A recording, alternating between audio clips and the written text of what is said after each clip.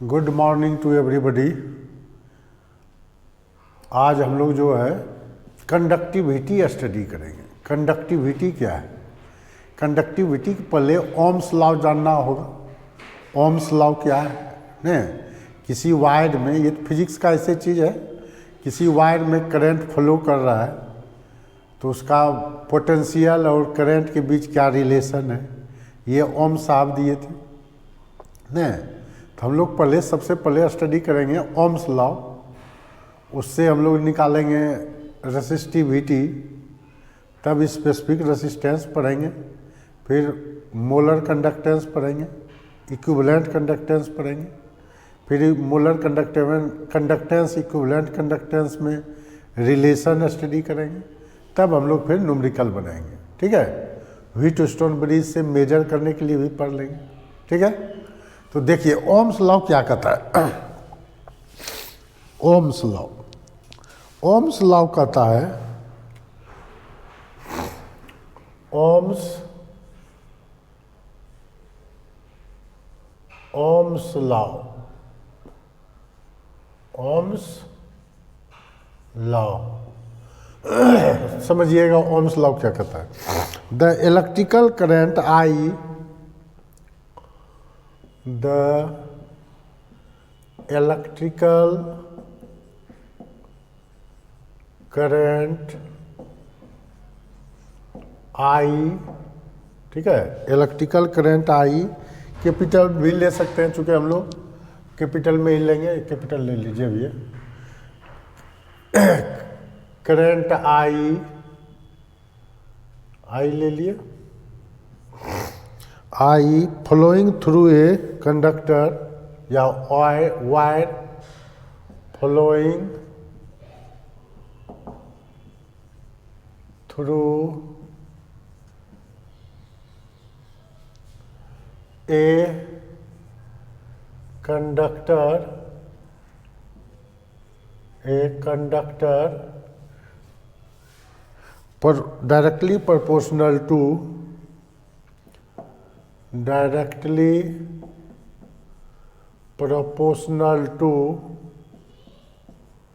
directly proportional to potential difference,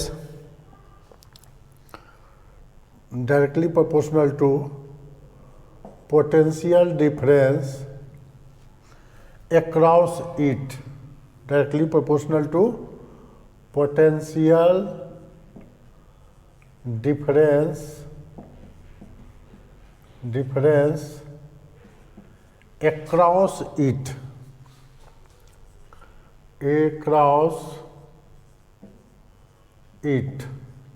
ठीक है। कहता है किसी भी वायर में करंट फ्लो करता है। मान लीजिए ये कंडक्टर है, मान लीजिए कंडक्टर लिए, कंडक्टर में करंट जो फ्लो होता है, ठीक है, ये दोनों छोर के पोटेंशियल डिफरेंस के डायरेक्टली प्रोपोर्शनल होता है। ठीक है, यहाँ पोटेंशियल डिफरेंस क्या है, यहाँ पोटेंशियल क्या है। जैसे मान लीजिए पानी कहीं से फ्लो करता है, high level to low level water का फ्लो होता है, उसी तरह पोटेंशियल का फ्लो जो, करंट का फ्लो जो होता है, high potential to low potential. यहाँ जो होगा ए पॉइंट पे मान लीजिए हाई पोटेंशियल होगा, हाई पोटेंशियल, और इधर जो होगा ये लो पोटेंशियल होगा। ठीक है, तभी करंट फ्लो करेगा। तो कहता है the electrical current I flowing through a conductor, ये कंडक्टर है, ये क्या हो गया, ये कंडक्टर है, conductor flowing through a conductor directly proportional to potential difference across it। potential difference मान लेते हैं, let potential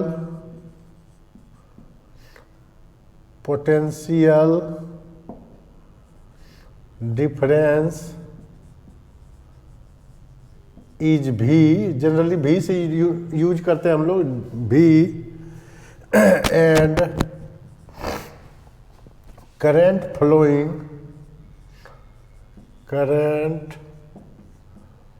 flowing through conductor, current flowing through conductor is I, then according to Ohm's law, according to Ohm's law, according to Ohm's law क्या हो जाएगा? According to Ohm's law, V directly proportional to I, V directly proportional to I directly proportional to I है।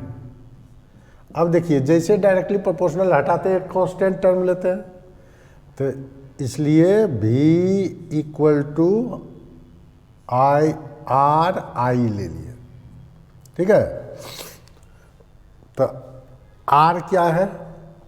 R हो गया यहाँ resistance, तो V बराबर, इसलिए V बराबर क्या हो गया? IR, where R is, V और I तो मान ही लिए, let, where R is resistance,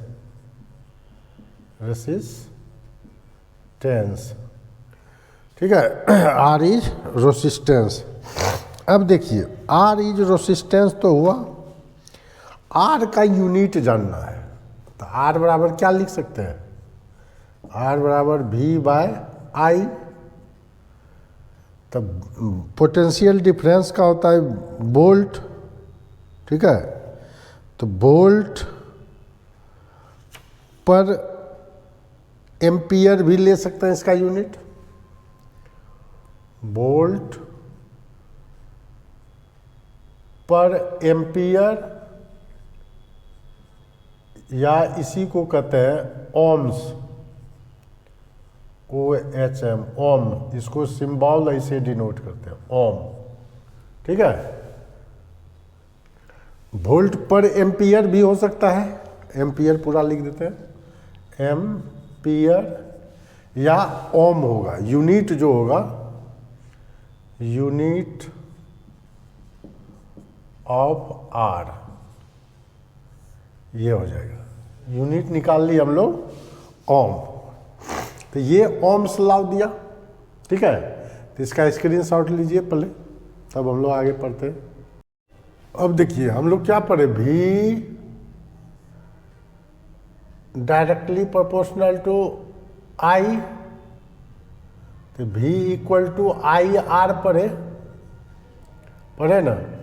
तो V और I के बीच ग्राफ खींचते हैं, V और I के बीच, तो ये स्ट्रेट लाइन चला जाता है, ठीक है। यहाँ अगर थीटा एंगल है, थीटा है ये V और I के बीच ग्राफ खींचते हैं, तो टेन थीटा बराबर V/I, परपेंडिकुलर बाय बेस होता है, टेन थीटा बराबर V/I। अब V/I क्या है मेरा? R बराबर क्या है? V/I, तो ये बराबर टेन थीटा बराबर R हो गया ना। R जो मेजर करता है, R क्या है? R बराबर टेन थीटा हो गया, R बराबर हो गया tan theta, slope of straight line हो गया ये, स्लोप ऑफ स्ट्रेट लाइन हो गया, straight line, slope of straight line R होता है। तो R हुआ क्या? R किसको कहेंगे? रेसिस्टेंस किसको कहेंगे? अब देखिए रेसिस्टेंस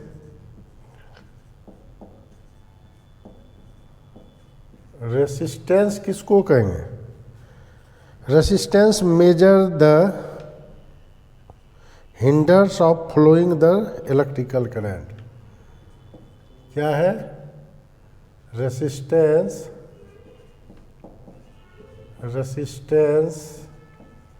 मेजर द हिंडर्स, ये क्या लगता है, आर अपोजिट साइड लगता है जिधर से करंट फ्लो करता है।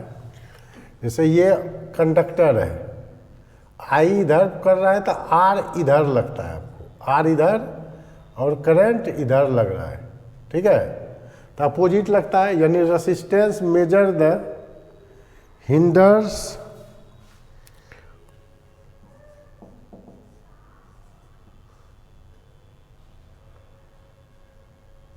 hindrance the flow of the hindrance the flow of the electrical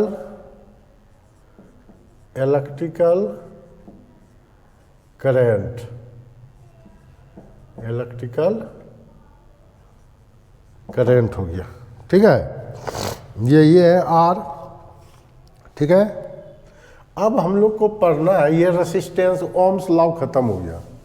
अब आर जो लगता है, इसमें आर जो होता है, रेसिस्टेंस जो होता है डायरेक्टली प्रोपोर्शनल टू लेंथ होता है, ठीक है।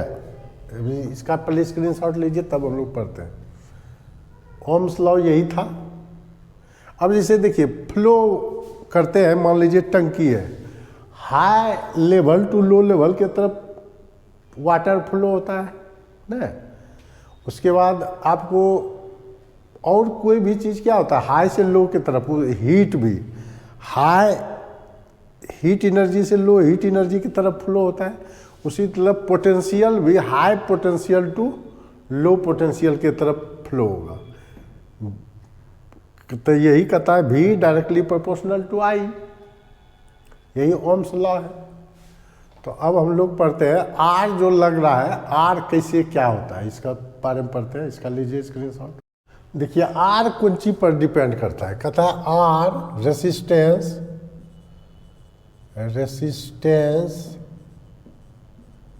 Directly proportional to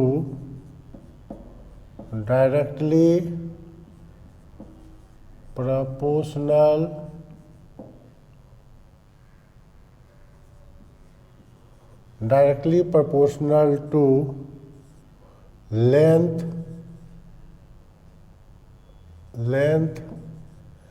and inversely proportional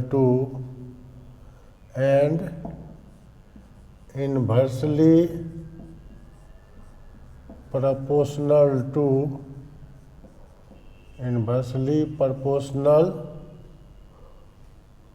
inversely proportional to cross sectional area, ठीक है। Resistance directly proportional to length, मान लीजिए वायर का लेंथ या कंडक्टर का लेंथ L है, क्रॉस सेक्शनल एरिया A है, मान लीजिए ये एरिया A है, लेंथ इसका L है, let length of conductor is L and cross sectional area of conductor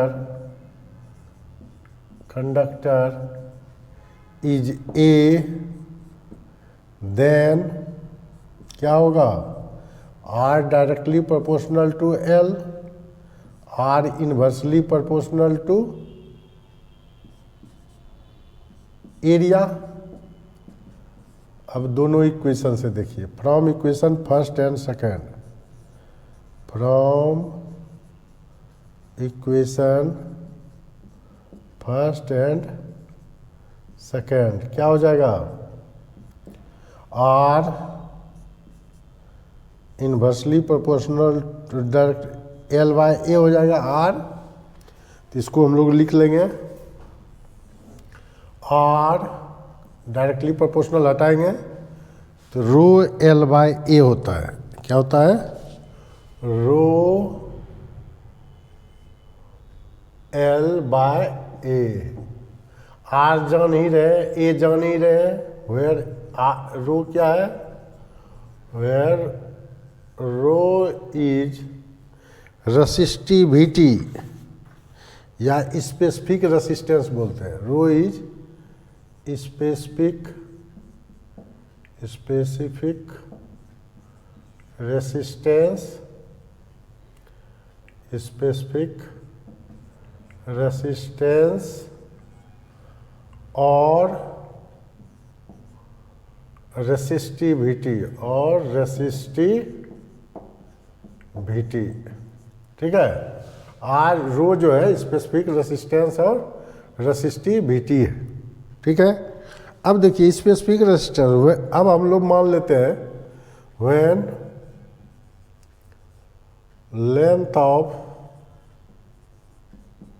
length of conductor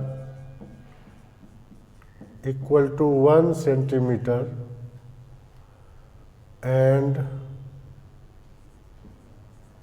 cross sectional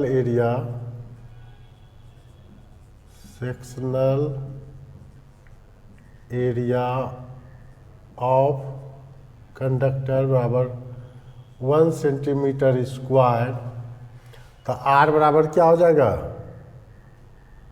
cross sectional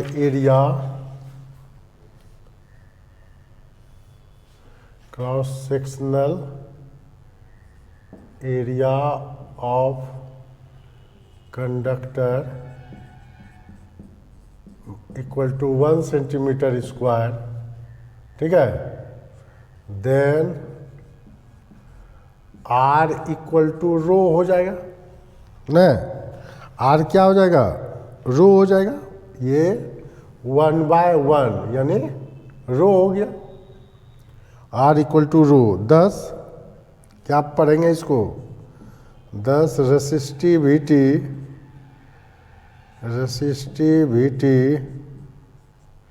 is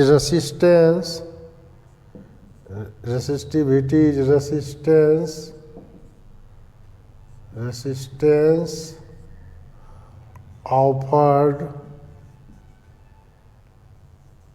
offered by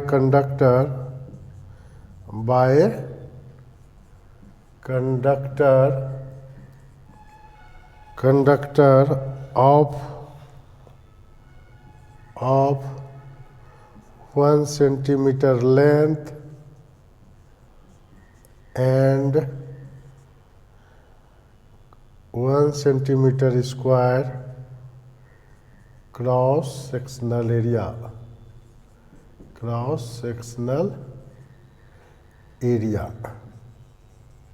resistivity जो होता है 1 सेंटीमीटर रेंज, यानी क्या हो गया? यूनिट वॉल्यूम ना। यानी हम लोग बोल सकते हैं रेसिस्टेंस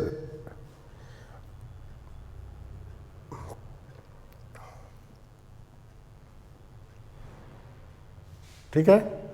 रेसिस्टिविटी या specific resistance is the resistance offered by conductor of 1 centimeter length and 1 centimeter square cross sectional area। ठीक है। तो ये हो गया। लेकिन हम लोग जो पढ़ेंगे यहाँ पर, हम लोग पढ़ेंगे सॉल्यूशन के केस में कंडक्टिविटी।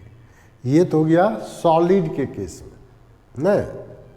ये सॉलिड के केस में हम लोग कंडक्टर और इलेक्ट्रोलाइट के बीच डिफरेंस फर्स्ट वीडियो में ही पढ़े थे। क्या डिफरेंस है? तो यहाँ हम लोग पढ़े हुए हैं। अब यहाँ पर पढ़ेंगे हम लोग कंडक्टर के टर्म में रेसिस्टिविटी या स्पेसिफिक रेसिस्टेंस। ठीक है। इसका लीजिए स्क्रीनशॉट। देखिए हम लोग क्या पढ़े? Resistance offer by unit volume of electrolytic solution को कहेंगे रेसिस्टिविटी। तो हम लोग पढ़े R equal to rho L by A, यही पढ़े। ठीक है। और कंडक्टेंस जो होता है, ये जानिए, कंडक्टेंस जो होता है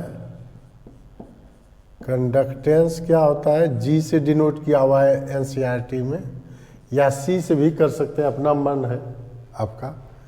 जी से है एनसीईआरटी में तो जी ले लेते हैं। कंडक्टेंस क्या है, reciprocal of resistance, reciprocal of resistance,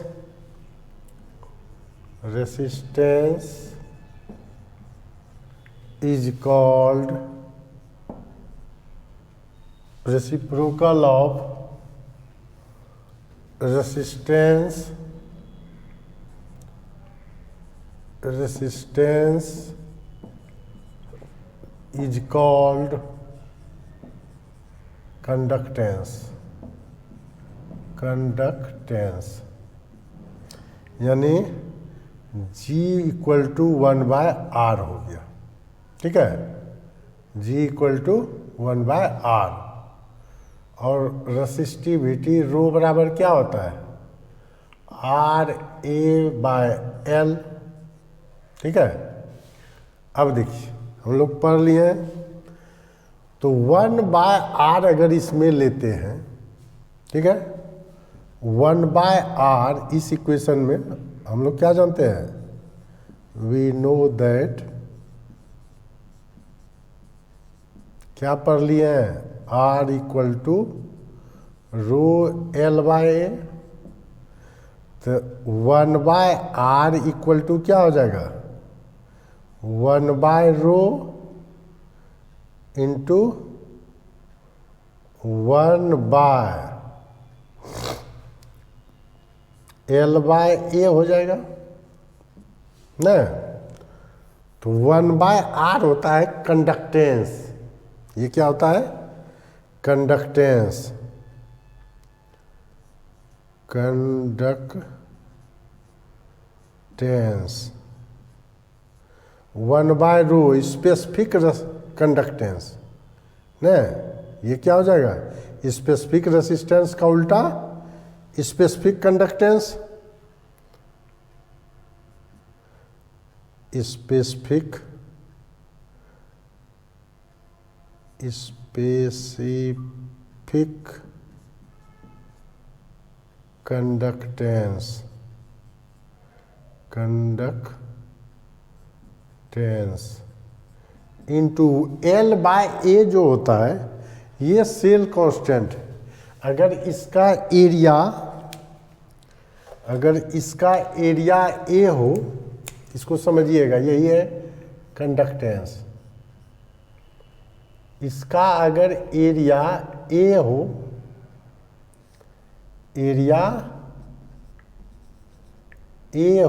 A centimetre square, ये दोनों के बीच का डिस्टेंस L हो, ठीक है, डिस्टेंस बिटवीन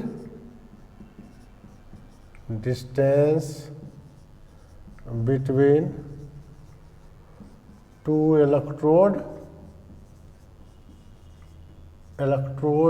इज L, तब ये 1 सेंटीमीटर वॉल्यूम हो जाएगा। करंट जो रेसिस्टेंस जो ऑफर होगा क्या है, हम लोग को सेटअप करना रहेगा। सेटअप क्या है, ये 1 सेंटीमीटर स्क्वायर एरिया आ जाए, बहुत छोटा एरिया होगा, और इसके बीच का डिस्टेंस L हो, तो ये जो वॉल्यूम होगा, ये वॉल्यूम क्या हो जाएगा, इसके बीच का सॉल्यूशन का, इसके बीच के वॉल्यूम का सॉल्यूशन हो जाएगा 1 सेंटीमीटर क्यूब वॉल्यूम। तो 1 सेंटीमीटर क्यूब वॉल्यूम में जो रेसिस्टेंस ऑफर करेगा उसी को कहेंगे स्पेसिफिक रेसिस्टेंस, और उसका उल्टा हो जाएगा। और L/A और A का रेशियो कहलाता है सेल कांस्टेंट। ये क्या कहलाएगा, 1/सेल कांस्टेंट। तो क्या हो गया, स्पेसिफिक कंडक्टेंस बराबर वो क्या लिख देंगे, स्पेसिफिक कंडक्टेंस बराबर क्या हो गया, इसलिए यहाँ लिख देते हैं, इसलिए स्पेसिफिक कंडक्टेंस, यहाँ लिखने में भी कम जगह है, छोड़िए। ये समझ गए कंडक्टेंस हो गया specific conductance into cell constant. तो स्पेसिफिक कंडक्टेंस बराबर क्या हो जाएगा, कंडक्टेंस इंटू सेल कांस्टेंट, क्या हो जाएगा, यही ना हो जाएगा, सेल कांस्टेंट इधर। तो अब देखिए इसका लेते हैं हम लोग ऊपर, अब इसको समझिए, अब क्या हो जाएगा, अब देखिए, अब यहां से हम लोग ले लेंगे स्पेसिफिक कंडक्टेंस, स्पेसिफिक, इसको भी मिटाते हैं, स्पेसिफिक, इसको रहने देते हैं, फिगर अभी समझाना है। स्पेसिफिक कंडक्टेंस, कंडक्टेंस बराबर क्या हो गया, conductance into cell constant, conductance into cell constant, cell constant, ये फार्मूला हो गया। स्पेसिफिक कंडक्टेंस डिनोट करते हैं हम लोग कप्पा से, kappa, conductance G into cell constant L by A, cell constant, ये एक फार्मूला हो गया, ठीक है। अब देखिए इसका यूनिट पूछेगा तो क्या पढ़े, 1/r equal to 1/रो into 1/L/A, तो ए ऊपर चला जाएगा, तो 1/रो है कप्पा, ये है जी, तो इसका यूनिट क्या हो गया, पर ओम बराबर कप्पा, कप्पा थोड़ा टेढ़ा कर दीजिएगा, कप्पा, इसको क्या पढ़ेंगे, कप्पा, के पप्पा मत पढ़ लीजिएगा, ये है कप्पा, के इंटू A/L, A/L क्या हो जाएगा, सेंटीमीटर, तो कप्पा का यूनिट क्या हो गया, ये मान लीजिए अभी एक बार और लिख देते हैं, क्या हो गया, और ओम इनवर्स बराबर कप्पा इंटू सेंटीमीटर, एल बचेगा सेंटीमीटर, तो कप्पा बराबर क्या हो गया, कप्पा का unit, unit of specific conductance हो गया। अब देखिए यही हो गया unit of specific conductance, kappa बराबर क्या हो गया, पर ओम पर सेंटीमीटर, ना पर ओम पर सेंटीमीटर, इसका यूनिट पढ़ेंगे, ठीक है, पर ओम पर सेंटीमीटर इसका यूनिट हो गया। तो देखिए पर ओम को हम लोग उल्टा भी लिख सकते हैं, महो, MHO, इसको या तो ऐसे लिखेंगे ओम पर सेंटीमीटर, और या इसी को लिखते हैं महो, MHO, महो पर सेंटीमीटर, इसको ही एक लिखते हैं सीमेन पर सेंटीमीटर, ठीक है, सीमेन S पर सेंटीमीटर, ये कप्पा हो गया यूनिट, ये हो गया यूनिट। कप्पा क्या हो गया, कप्पा हो गया conductance, conductance due to all ions, all the ions present, all the ions present in 1 centimeter cube और 1 ml, हम लोग 1 सेंटीमीटर को क्या क्या लिखते हैं, 1 ml, 1 ml of lytic solution, 1 ml of electrolytic solution. तो इसके बीच जो पड़ेगा, मान लीजिए छोटा क्यूब भी बना सकते हैं, अगर समझने के लिए छोटा क्यूब बनाए, दोनों साइड इलेक्ट्रोड मान लिए, बीच में 1 ml सॉल्यूशन डाल दिए। तो आसान क्या होता है, देखिए हमको इसका एरिया मेजर कर लेना है 1 सेंटीमीटर स्क्वायर। ये दोनों के बीच का डिस्टेंस L होगा, तो वॉल्यूम क्या हो जाएगा बीच का, 1 सेंटीमीटर क्यूब हो जाएगा। तो वही देखना है उसमें, ठीक है। तो यही है। अब ये जो डिपेंड करेगा इलेक्ट्रोलाइटिक सॉल्यूशन कप्पा कंसंट्रेशन पर डिपेंड करेगा ना। ये हो गया area 1 centimetre square, area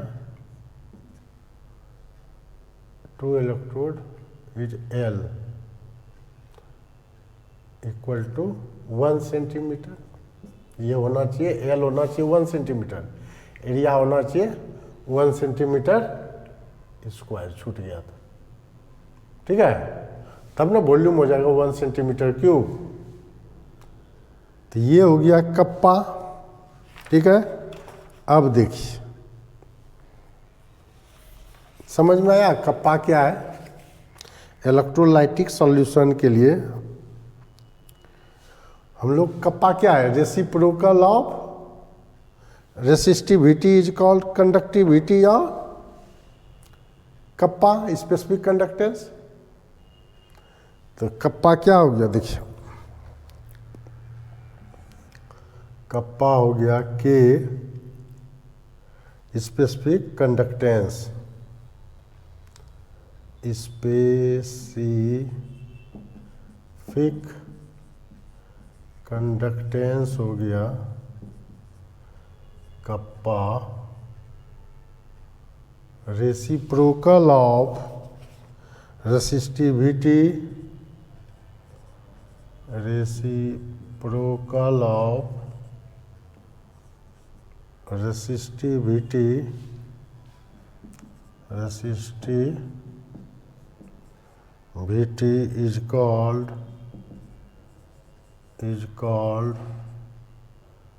conductivity और specific conductivity, specific conductivity.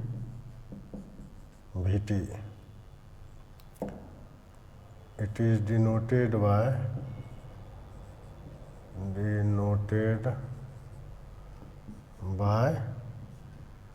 Kappa, ठीक है। कप्पा बराबर क्या निकाल लिए थे, कप्पा बराबर फार्मूला पर लिए थे कंडक्टेंस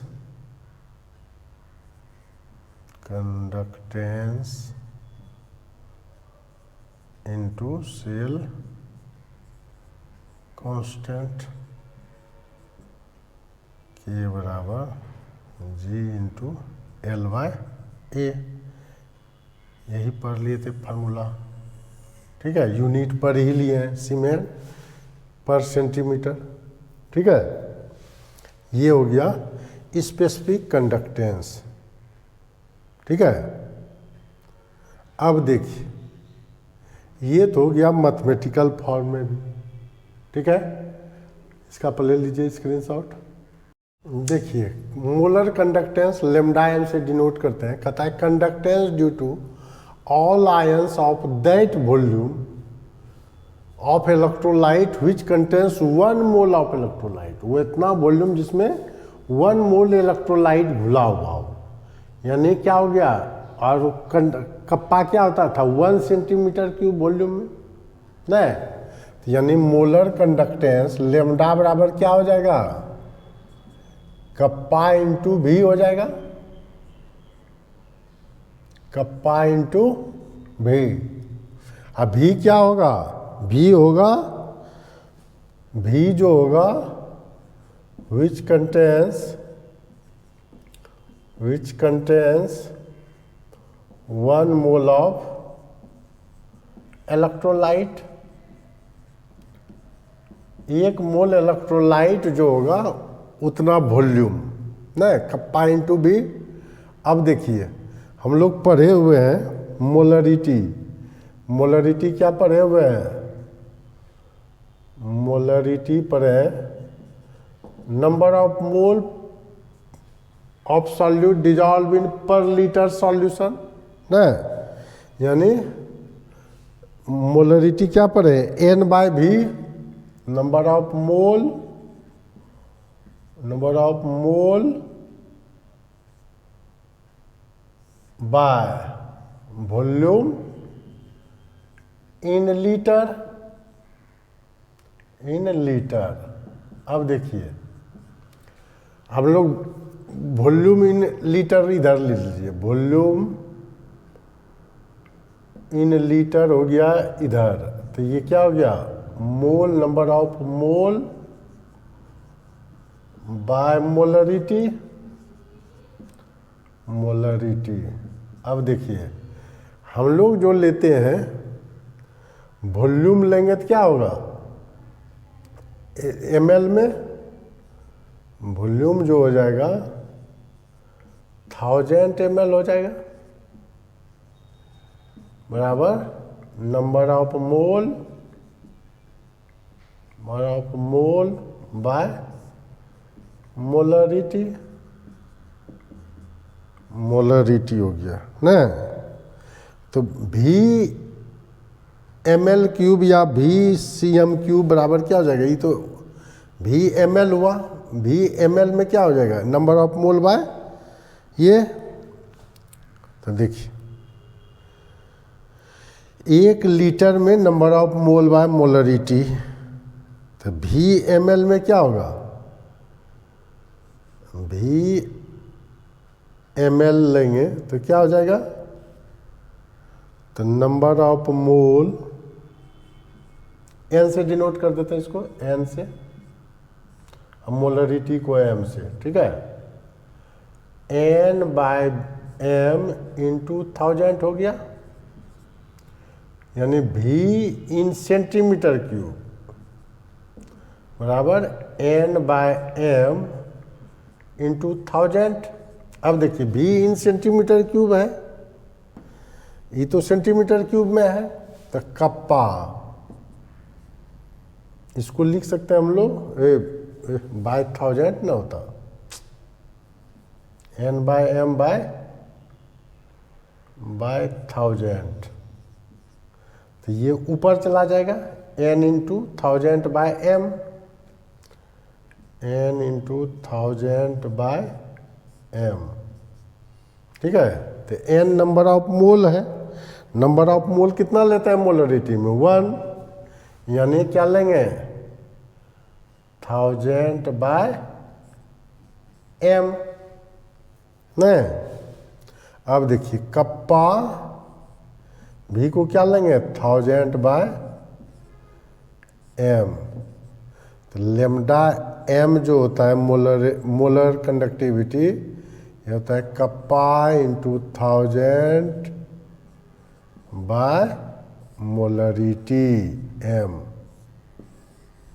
ये हो गया फार्मूला। यूनिट क्या हो जाएगा? यूनिट देखिए क्या हो जाएगा, कप्पा का सीमेन पर सेंटीमीटर था, ये क्या हो जाएगा? मोल, इसका मोलरिटी का मोल पर लीटर, मोल बाय सेंटीमीटर क्यूब, तो क्या हो जाएगा? सीमेन सेंटीमीटर स्क्वायर पर मोल, ये यूनिट हो गया इसका, यूनिट ऑफ मोलर कंडक्टिविटी बराबर क्या हो गया? सीमेन सेंटीमीटर स्क्वायर पर मोल। ये भी याद रखना है, ठीक है, सीमेन सेंटीमीटर स्क्वायर पर मोल। उसी तरह इक्विवेलेंट कंडक्टिविटी होगा, equivalent conductivity due to all ions that volume of electrolyte contains 1 gram equivalent of electrolyte हो जाएगा खाली वहाँ। यहाँ नॉर्मलिटी ले लेंगे भी, फिर n हो जाएगा खाली, यहाँ सब चीज़ वही रहेगा ना। तो इसका लीजिए स्क्रीनशॉट मोलर कंडक्टिविटी का। देखिए कहता है इक्विवेलेंट कंडक्टेंस क्या हो जाएगा, conductance due to all ions of that volume of electrolyte which contains 1 gram equivalent of 1 gram equivalent of electrolyte. तो लेमडा ई से डिनोट करेंगे इसको, लेमडा ई से, लेमडा ई कप्पा इंटू भी विच कंटेंस 1 ग्राम इक्विवेलेंट, 1 ग्राम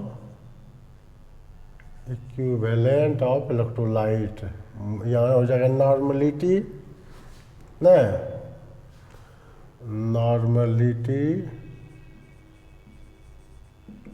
बराबर number of gram equivalent,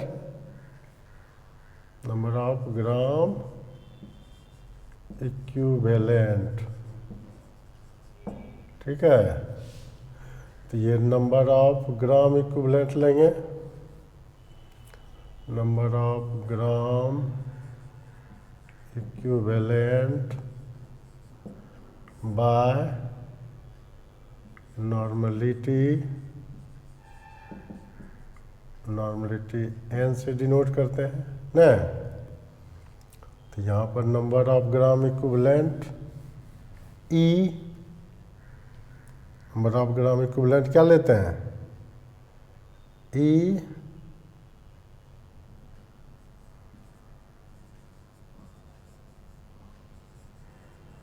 equivalent bye n। तो भी ml बराबर क्या हो जाएगा, भी ml इक्वल टू हो जाएगा, देखिए यहाँ पर कीजिए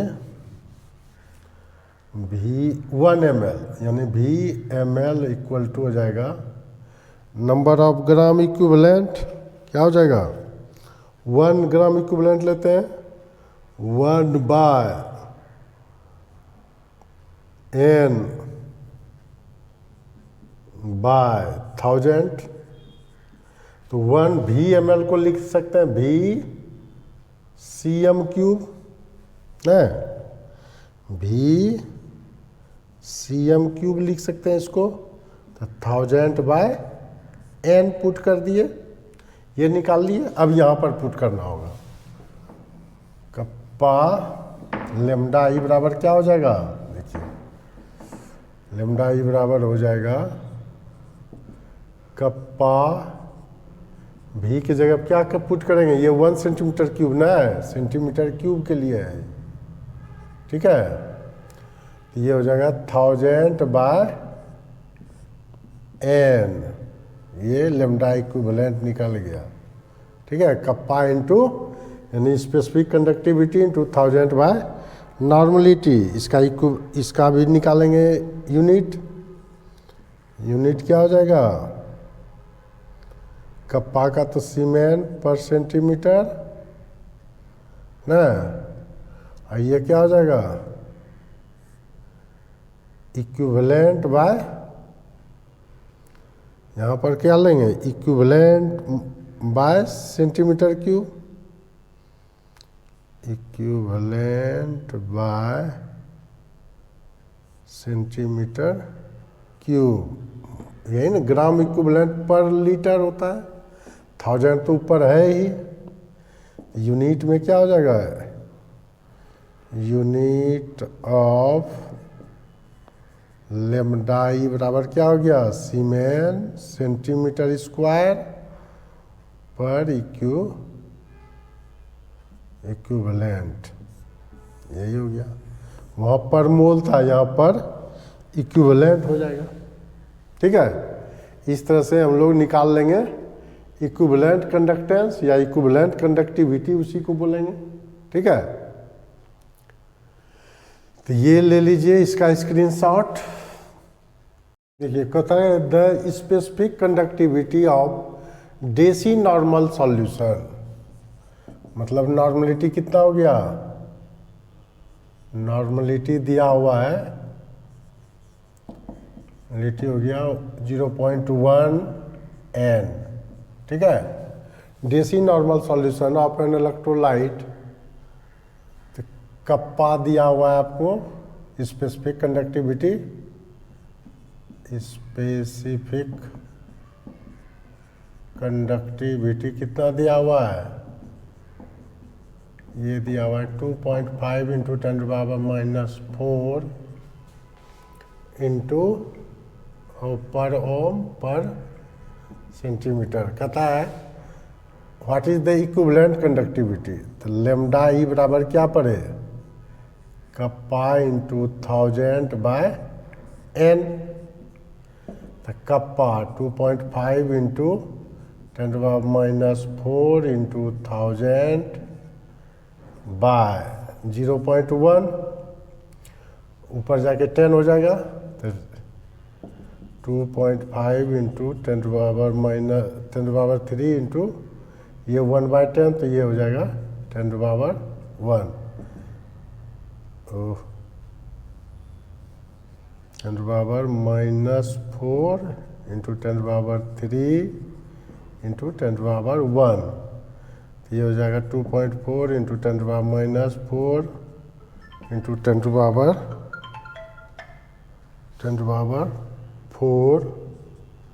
तो ये हो जाएगा, कट गया 2.5 न 2.5 सीमेन सेंटीमीटर स्क्वायर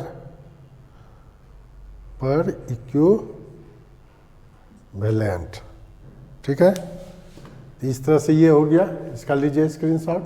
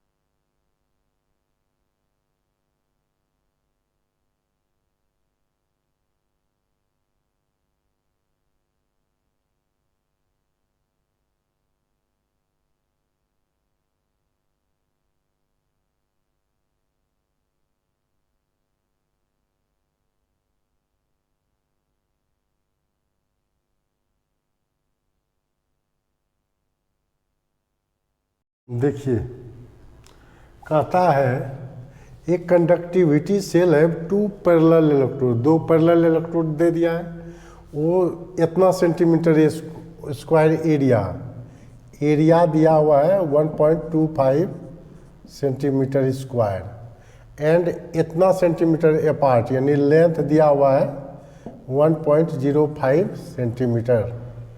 तो कहता है when fill 0.5 n solution, normality दिया हुआ है,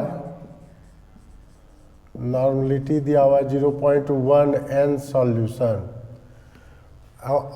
of an electrolyte at 25 degree centigrade, the resistance was found to be, R दिया हुआ है 2000 ohms, ठीक है। Calculate cell constant, cell constant हम लोग क्या जानते हैं, सेल कांस्टेंट होता है L/A, L कितना है 1.25/1.05, ना, एल उल्टा लिख दिए, ये है 1.05, ये है 1.05 बाय 1.25, तो ये डिवाइड करने पर 0.84 पर सेंटीमीटर चला जाएगा। ठीक है, ये निकालने के बाद आपको निकालना इक्विवेलेंट कंडक्टिविटी, लेकिन स्पेसिफिक कंडक्टिविटी नहीं दिया हुआ है। तो स्पेसिफिक कंडक्टिविटी बराबर क्या पढ़े थे, कप्पा, स्पेसिफिक कंडक्टिविटी कप्पा बराबर क्या पढ़े थे, conductivity into cell constant, conductivity into cell constant पढ़े थे। तो कंडक्टिविटी नहीं है, आर दिया हुआ है, तो 1/r कर देंगे इसको, आर इंटू एल/ए निकाल लिए हम लोग, 1/r 1/2000, एल/ए निकाले अभी 0.84। ठीक है, ये क्या हो गया 42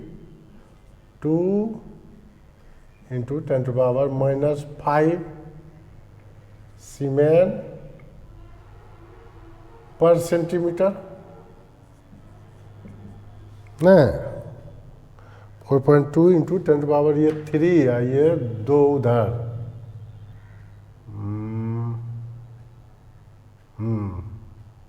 42 इंटू 10⁻⁻5 सीमेन पर सेंटीमीटर।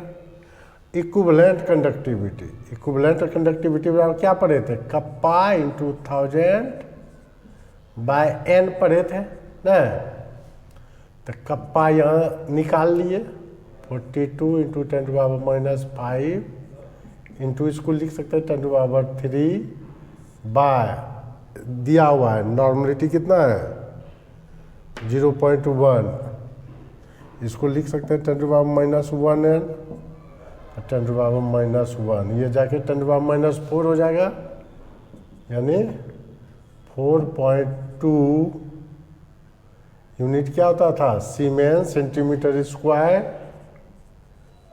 पर इक्विवेलेंट, यही हो गया। तो सबसे पहले एल/ए से सेल कांस्टेंट निकाले, कप्पा में पुट कर दिए, स्पेसिफिक कंडक्टेंस निकाल लिए, तब इक्विवेलेंट कंडक्टेंस निकाले। ठीक है, इसका लीजिए स्क्रीनशॉट, आसान सा क्वेश्चन है। देखो कहता है 0.5n सॉल्यूशन, नॉर्मलिटी दिया हुआ है, नॉर्मलिटी तुरंत डाटा लिखा कीजिए 0.5n, salt solution surrounding 2 platinum electrode इतना सेंटीमीटर अपार्ट, लेंथ दिया हुआ है 0.02 सेंटीमीटर, एंड इतना सेंटीमीटर स्क्वायर एरिया दिया हुआ है 4 into 10⁻⁻4 centimetre square, was found to offer a resistance R दिया हुआ है 25 ohm. Calculate equivalent conductivity, equivalent conductivity के लिए पहले कप्पा निकालना होगा ना, कप्पा बराबर क्या जानते हैं हम लोग, स्पेसिफिक कंडक्टिविटी,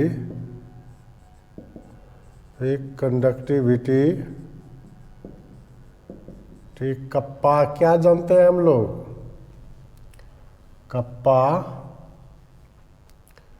कप्पा जो होता है ना, ये होता है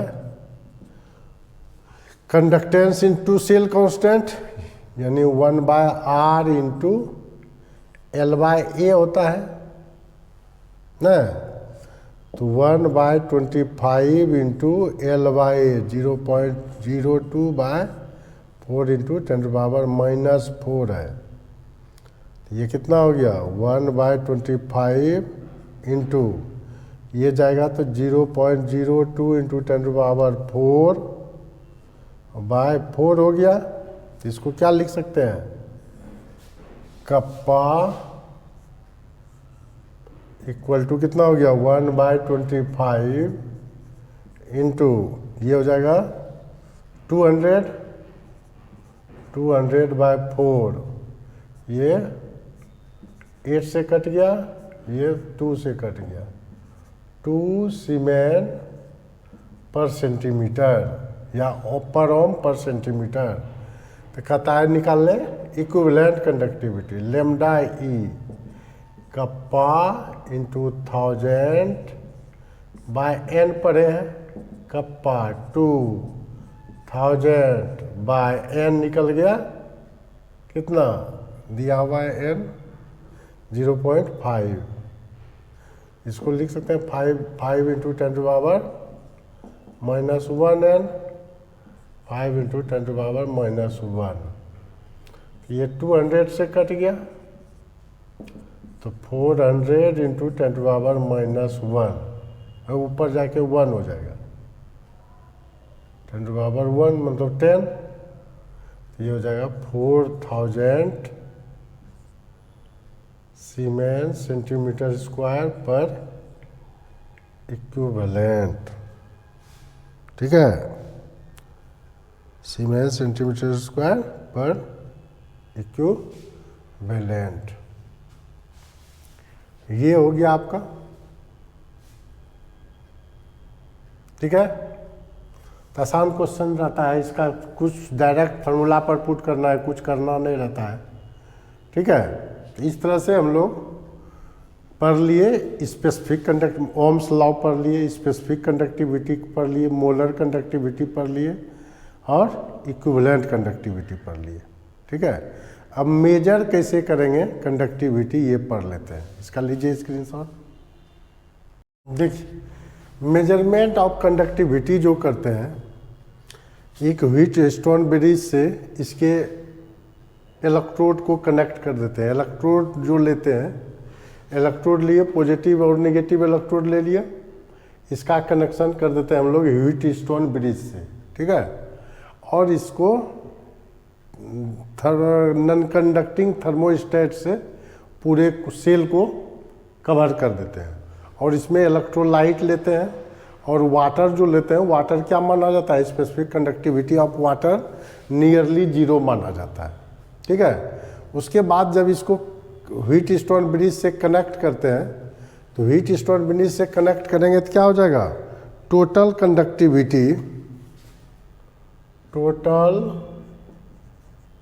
कंडक्टिविटी जो होगा इसका, conductivity of electrolyte, conductivity of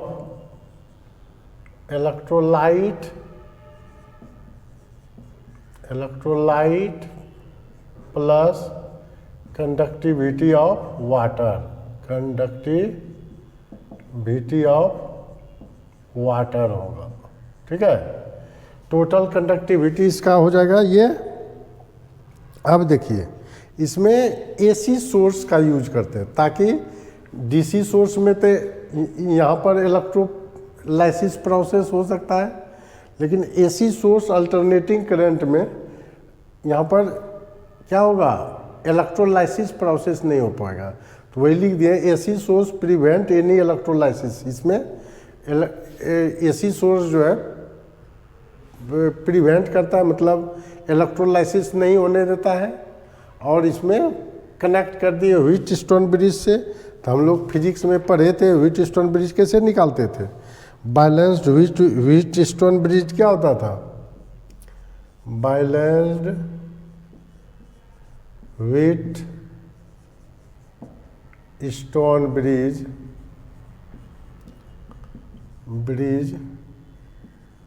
क्या होता था, R1/R2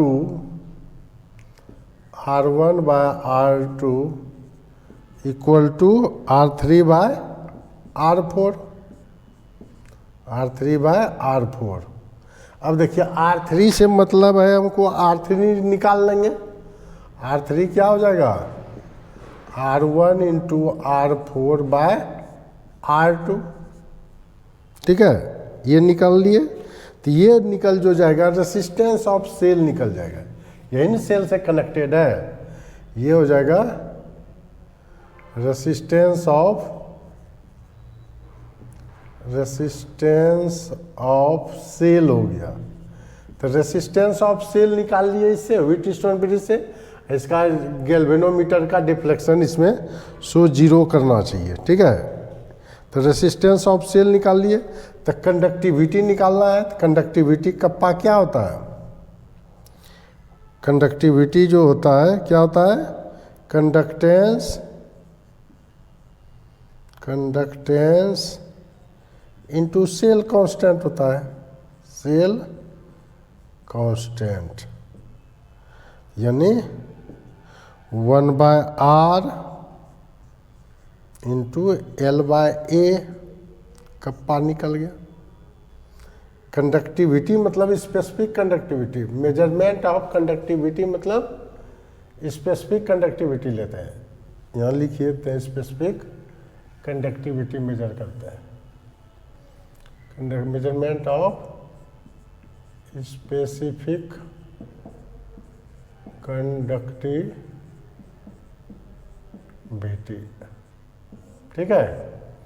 तो ये निकल गया specific conductivity kappa equal to 1/R L/A।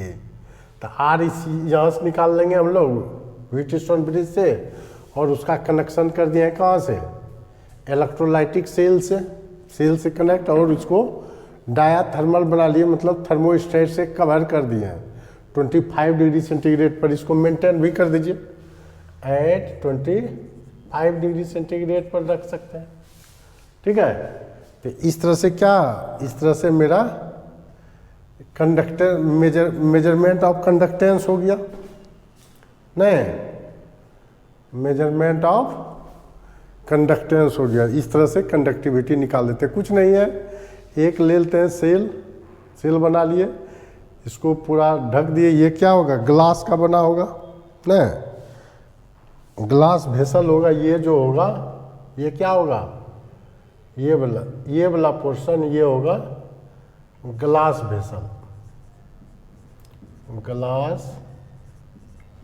Vessel होगा। ये तो थर्मोस्टेट से पूरा ढक दिए, इसमें प्लेटिनम का इलेक्ट्रोड ले लिए, ठीक है, और इलेक्ट्रोलाइट डाल दिए। ये जो ब्लू वाला है सब क्या है? इलेक्ट्रोलाइट है। इस तरह से हम लोग कंडक्टिविटी मेजर कर लेते हैं, ठीक है। अब हम लोग पढ़ेंगे डाइल्यूशन का इफेक्ट। इसका ले लीजिए स्क्रीनशॉट।